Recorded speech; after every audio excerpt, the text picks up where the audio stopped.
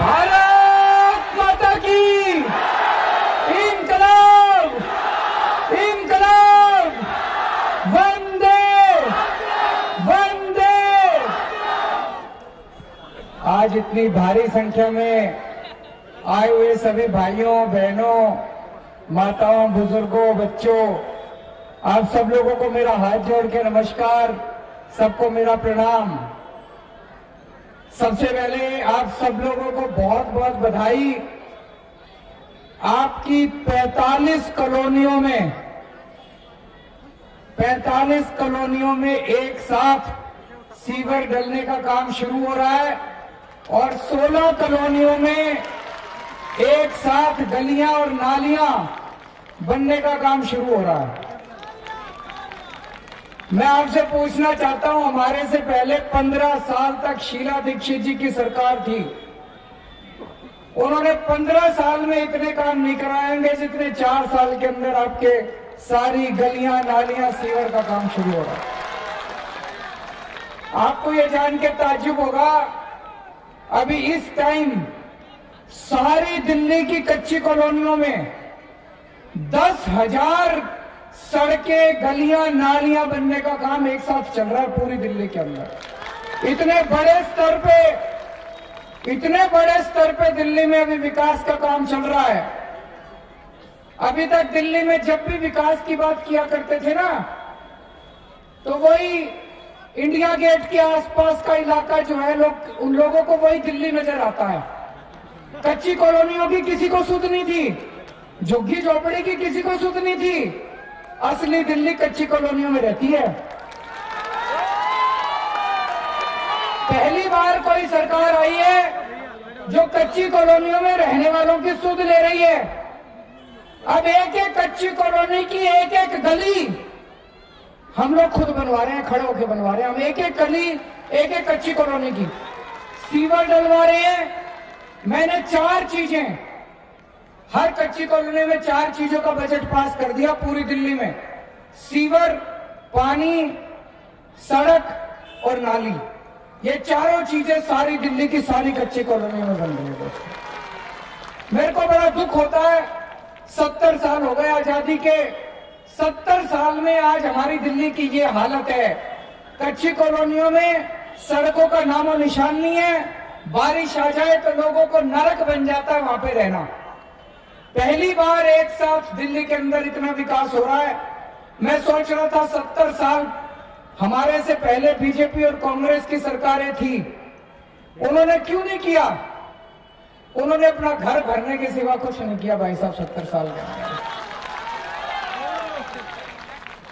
उन्होंने केवल अपना घर भरा। इतने पैसे कमा लिए बीजेपी कांग्रेस वालों ने, अब उनकी 7 पीढ़ी घर बैठ के खाएगी।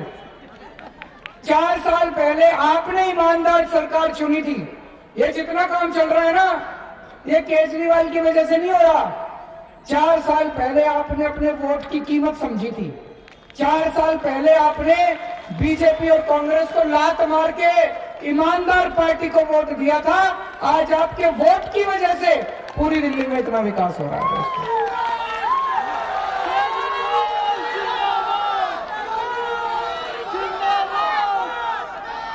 दोस्तों,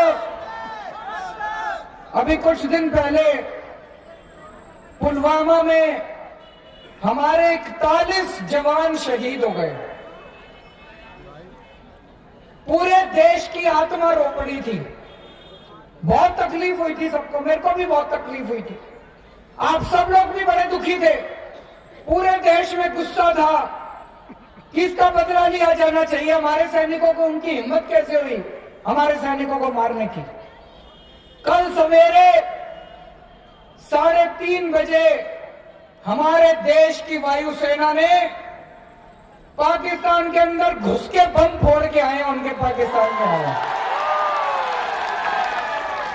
उनके घर में घुस के बम फोड़ के आए हैं। एक बार जोरदार ताली बजा दो अपनी सेना के लिए। पूरे देश का सीना चौड़ा हो गया, पूरे देश का सर ऊंचा हो गया। दोस्तों, मजा आ गया, आया कि नहीं आया? दोस्तों, लेकिन मैं ये सोच रहा था हमारे जो सिपाही बॉर्डर के ऊपर अपनी जान दे रहे हैं, वो किस लिए जान दे रहे हैं? हमारे लिए जान दे रहे हैं, हमारी रक्षा के लिए जान दे रहे हैं। उन सिपाहियों का सपना है, उन जवानों का सपना है। वो जवान भी किसी परिवार से आते हैं, उन जवानों के घर में भी बच्चे हैं, उनके घर में भी माँ बाप हैं।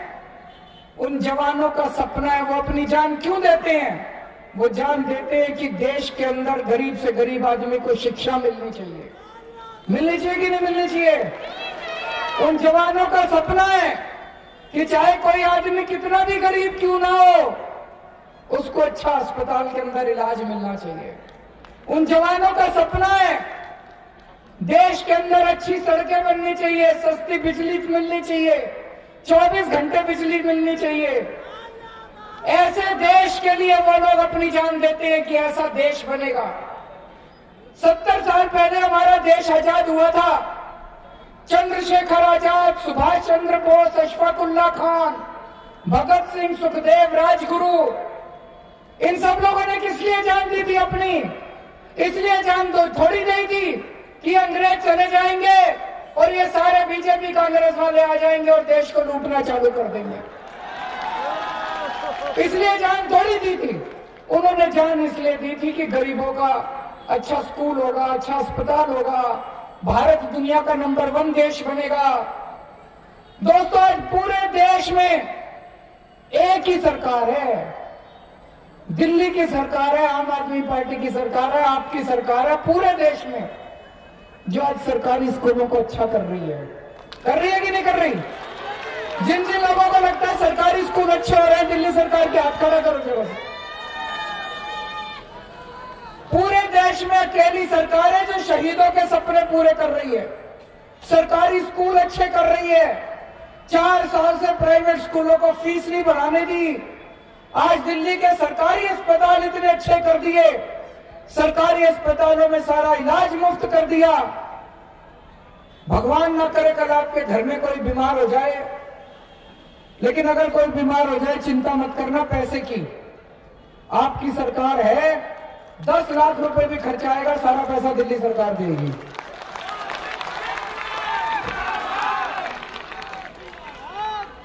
आज 200 यूनिट के नीचे दिल्ली में 1 रुपए यूनिट बिजली मिल रही है, 1 रुपए यूनिट। पूरे देश में कहीं 1 रुपए यूनिट नहीं है।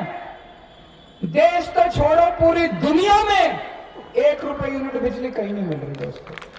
सबसे सस्ती बिजली, पूरी दुनिया में सबसे सस्ती बिजली आज दिल्ली वालों को मिल रही है। और मेरे को याद है हमारी सरकार बनने के पहले 15 साल जब शीला दीक्षित जी की सरकार थी, हर साल बिजली के रेट बढ़ा करते थे, हर साल बिजली के रेट बढ़ते थे। 4 साल से बिजली के रेट नहीं बढ़ने दिए और सबसे सस्ती बिजली दिल्ली के अंदर कर दी और 24 घंटे बिजली कर दी। अब लोग इन्वर्टर खरीदना भूल गए, इन्वर्टर वालों की दुकानें बंद हो गई। बैटरी खरीदना भूल गए लोग, बैटरी नहीं खरीदते आजकल इन्वर्टर की। और दोस्तों, गली गली के अंदर, घर घर के अंदर पानी पहुंचा रहे हैं, सीवर पहुंचा रहे हैं। सबसे ज्यादा फायदा आज दिल्ली के गरीबों को हो रहा है, मजदूरों को हो रहा है। हमने 13,000 रुपए मिनिमम वेज कर दिया दिल्ली के अंदर, और जो मिनिमम वेज नहीं देता उसके यहाँ रेड मार के लोगों को मिनिमम वेज दिलवाने की कोशिश करते हैं दोस्तों। लेकिन दोस्तों, दिल्ली में जितने काम हम करते हैं, आप रोज अखबारों में पढ़ते होंगे, केंद्र सरकार हर काम में टांग अड़ा रही है, हर काम में टांग अड़ाती है। अब अगले हफ्ते से पूरी दिल्ली में सीसीटीवी कैमरे लगने चालू हो जाएंगे। हर गली के अंदर सीसीटीवी कैमरे लगवा रहे हैं, पूरी दिल्ली के अंदर। 3 साल पहले हमने सीसीटीवी कैमरों की फाइल केंद्र सरकार में भेजी थी। दिल्ली में एक समस्या ये है, जितने काम हम करते हैं सारे कामों की परमिशन हमको केंद्र सरकार से लेनी पड़ती है, हर काम की परमिशन। हम स्कूल बनवाए तो केंद्र सरकार से परमिशन लेनी पड़ती है, हम अस्पताल बनवाए तो केंद्र सरकार से परमिशन लेनी पड़ती है, हम सीसीटीवी कैमरे लगवाए तो केंद्र सरकार से परमिशन लेनी पड़ती है। केंद्र में बीजेपी है, यहां आम आदमी पार्टी है, केंद्र सरकार वाले हमको परमिशन नहीं देते। फिर उनसे लड़ के हमको काम करवाना पड़ता है। पिछले साल मनीष सिसोदिया जी और ये सतिंदर जैन, इनको 10 दिन तक एलजी हाउस के अंदर घुस के अनशन करना पड़ा था, तब एलजी ने अपनी सीसीटीवी कैमरों की फाइल पास करी थी। हरियाणा की सरकार को केंद्र सरकार से परमिशन नहीं लेनी पड़ती। हरियाणा की सरकार स्कूल बनाना चाहे तो वो खुद ही बना सकती है। महाराष्ट्र की सरकार अस्पताल बनाना चाहे वो खुद ही बना सकती है। तमिलनाडु की सरकार सीसीटीवी कैमरे लगाना चाहे वो खुद ही कर सकती है। दिल्ली सरकार को हर काम की परमिशन केंद्र से लेनी पड़ती है। क्यों? कहते जी दिल्ली आधा राज्य है, दिल्ली आधा राज्य है। आज 70 साल हो गए आजादी के, अभी भी आधा राज्य है। हरियाणा के लोग वोट देते हैं, उनके वोट की कीमत 1, हमारे वोट की कीमत आधी। क्यों भाई, हमने क्या गुनाह कर दिया? दिल्ली वाले कमजोर हैं क्या? दिल्ली वाले टैक्स नहीं देते? दिल्ली वाले देशभक्त नहीं है? दिल्ली वालों में क्या कमी है? दोस्तों, पूर्ण राज्य का दर्जा लेना अपने को केंद्र से। अगर पूर्ण राज्य हो गया, ये आपके जो सीसीटीवी कैमरे अब लग रहे हैं ना, ये 3 साल पहले लग जाते। ये जो गलियां आज जिनका उद्घाटन हो रहा है ना, गलियों का, नालियों का, सीवर का, ये 4 साल पहले हो रहा था। पूरी दिल्ली के अंदर 1000 मोहल्ला क्लिनिक बनने थे, फाइल लेके बैठ गए। पूरी दिल्ली से इनको दुश्मनी निकाल रहे हैं बीजेपी वाले। तो अब अपने को पूर्ण राज्य का दर्जा लेना है। जैसे मैं आपको एक छोटा सा उदाहरण देता हूं, आपसे पूछना चाहता हूं, दिल्ली में क्या महिलाएं अपने आप को सुरक्षित महसूस करती हैं? और चारों तरफ महिलाओं के साथ बलात्कार हो रहे हैं। छोटी छोटी लड़कियों के साथ, 6-6 महीने की लड़कियों के साथ बलात्कार हो रहे हैं। बच्ची घर से निकलती है, गली के अंदर लड़के उसको छेड़ते हैं। कॉलेज जाती है बच्ची, माँ बाप का दिल धक धक करता रहता है, पता नहीं सही सलामत वापस आएगी नहीं आएगी। अगर आपके घर में कुछ गड़बड़ हो जाए, भगवान ना करे आपकी बेटी के साथ कुछ हो जाए, आपके घर में चोरी चकारी हो जाए, आप पुलिस में जाते हो, पुलिस वाले सुनते हैं आपकी? जोर से बताओ, क्यों नहीं सुनते पुलिस वाले?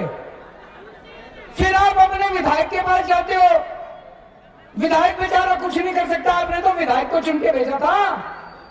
आदमी किसके पास जाएगा? विधायक के पास ही तो जाएगा। आप विधायक के पास जाते हो, अब पुलिस विधायक के अंडर में नहीं आती, विधायक बेचारा कुछ कर नहीं सकता।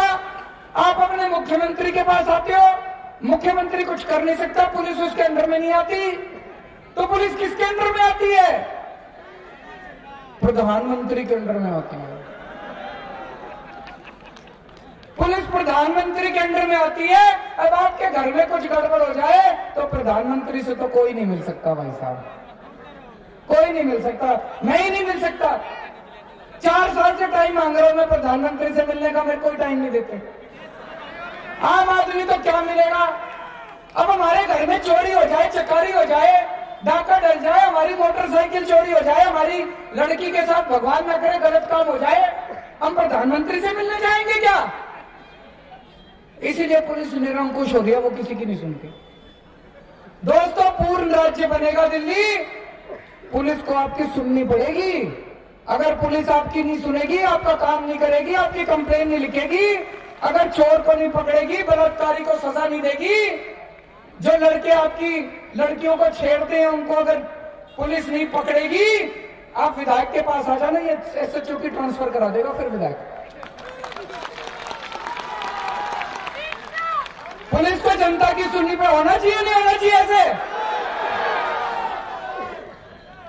आज आपके 12वीं में आपके बच्चे का 95% नंबर आ जाए, भाई साहब दिल्ली में किसी कॉलेज में एडमिशन नहीं मिलता। गलत तो नहीं कह रहा? 95% नंबर आ जाए, घर में खुशी नहीं होती, लड्डू नहीं बांटते, रोना होता है घर के अंदर। 95% आ गए, कम आ गए। हमारे जमाने में फर्स्ट डिवीजन आ जाती थी, 60% आते थे, लड्डू बांटा करते थे माँ बाप। आज तक 95% में भी एडमिशन नहीं मिलता। क्यों नहीं मिलता? कई सालों से दिल्ली में कई नई यूनिवर्सिटी बनी नहीं, नए कॉलेज ही नहीं खुले। क्यों नहीं खुले? 4 साल पहले जैसे हमारी सरकार बनी, हमने केंद्र सरकार से परमिशन मांगी। हमने कहा जी 3 नई यूनिवर्सिटी खोलना चाहते हैं और 50 कॉलेज बनाना चाहते हैं। बनने चाहिए नहीं बनने चाहिए कॉलेज? यूनिवर्सिटी बननी चाहिए नहीं बननी चाहिए? 4 साल पहले परमिशन मांगी थी केंद्र सरकार से। आज 4 साल हो गए, अभी तक परमिशन नहीं दी। भाई साहब, दिल्ली के लोग चाहते हैं कॉलेज बनने चाहिए, दिल्ली के लोग चाहते हैं यूनिवर्सिटी बननी चाहिए, केंद्र सरकार बनने नहीं दे रही। आज अगर पूर्ण राज्य होता, हमें केंद्र सरकार से परमिशन लेने की जरूरत नहीं थी, अभी तक कॉलेज बन चुके होते।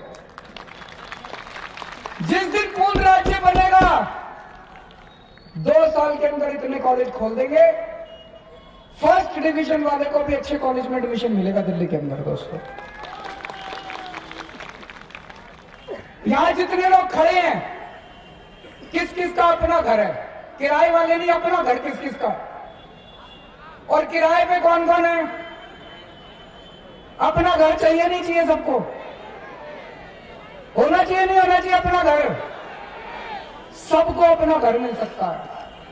दिल्ली में हर आदमी को अपना घर मिल सकता है। ये डीडीए बनाई थी, इसलिए बनाई थी दिल्ली के हर आदमी के लिए, गरीब के लिए, अमीर के लिए, मिडिल क्लास के लिए अपना घर बनाएंगे। और डीडीए क्या करती है? बिल्डरों के साथ पैसे खाती है। सुबह से शाम तक इनका बिल्डरों के साथ सेटिंग हो रही है। बिल्डरों का अड्डा बन गया डीडीए, माफिया बन गया बिल्डरों का। डीडीए दिल्ली सरकार के अंदर आनी चाहिए नहीं आनी चाहिए?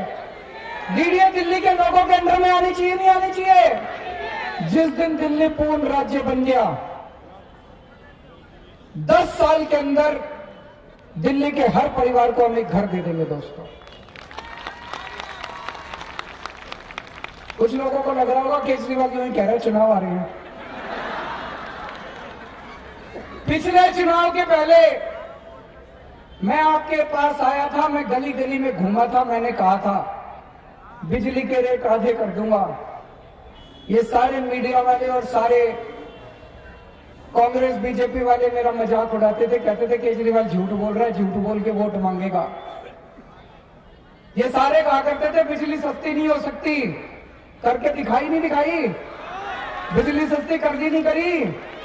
ये सारे कहा करते थे। मैं कहता था सरकारी स्कूल अच्छे कर देंगे। ये सारे कहते थे केजरीवाल झूठ बोल रहा है, सरकारी स्कूल नहीं सुधर सकते। 4 साल में सरकारी स्कूल ठीक करे नहीं करे? अब पूर्ण राज्य जिस दिन आ गया, 10 साल के अंदर, इसीलिए 10 साल कह रहा हूं, झूठ बोलना होता 1 साल कह देता। 10 साल के अंदर दिल्ली में इतने मकान बना देंगे, दिल्ली के रहने वाले हर नागरिक को, हर परिवार को एक मकान दिलवा देंगे। दोस्तों, अपने को अब दिल्ली को पूर्ण राज्य बनाना है।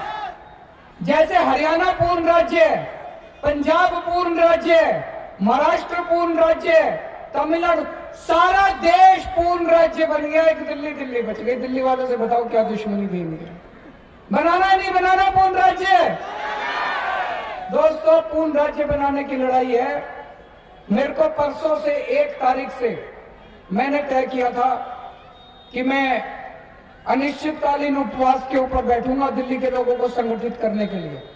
लेकिन अब भारत पाक सीमा पे जो कुछ चल रहा है, उसको देखते हुए मुझे लगा मेरा इस तरह से भी बैठना ठीक नहीं है। मैंने अपना उपवास अभी फिलहाल टाल दिया कुछ दिन के लिए।